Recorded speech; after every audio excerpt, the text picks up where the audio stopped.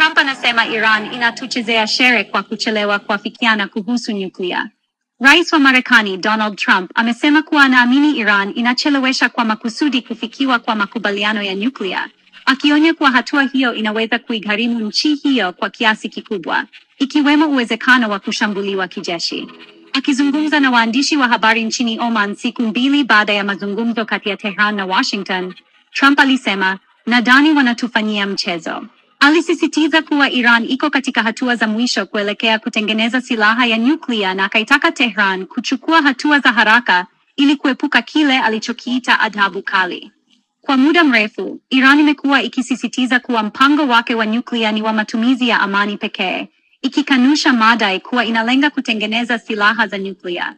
Wakati mazungumzo ya pili kati ya Marekani na Iran yakitarajiwa kufanyika hivi karibuni, taarifa zinazokinzana zimeibuka kuhusu mahali patakapofanyika vikao hivyo muhimu vya kidiplomasia.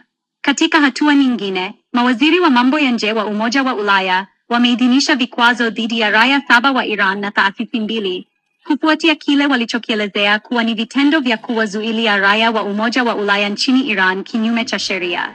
Waziri wa mambo ya nje wa Ufaransa Jean-Noel Barrot alisema alipowasili Luxembourg kwa mkutano wa kilele wa Umoja wa Ulaya, "Ninafarijika kwamba leo tumeweza kupitisha vikwazo hivi ambavyo vinahusisha pia gereza la Shiraz.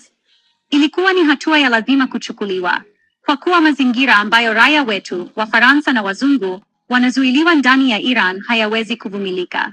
Kwa mujibu wa shirika la habari la Reuters, orodha ya waliowekewa vikwazo inajumuisha mkuu wa gereza la Evin, majaji kadhaa, pamoja na maafisa wengine wa idara ya mahakama ya Iran. Vikwazo hivyo vinahusisha kufungiwa mali walizonazo ndani ya mataifa ya EU na marufuku ya kusafiri kwenda nchi hizo.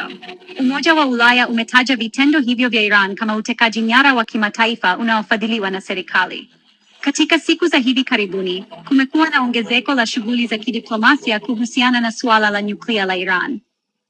Waziri wa mambo ya nje wa Iran, Abbas Araghchi, anatarajiwa kusafiri kwenda Moscow wiki hii kwa mashauriano ya kidiplomasia. Wakati huo huo, mkurugenzi mkuu wa shirika la kimataifa la nishati ya atomiki, Rafael Grossi, anatarajiwa kufanya ziara ya Tehran kwa mazungumzo na waziri wa mambo ya nje wa Iran, pamoja na mkuu wa shirika la nishati ya atomiki la nchi hiyo. Subscribe for more updates on this developing situation.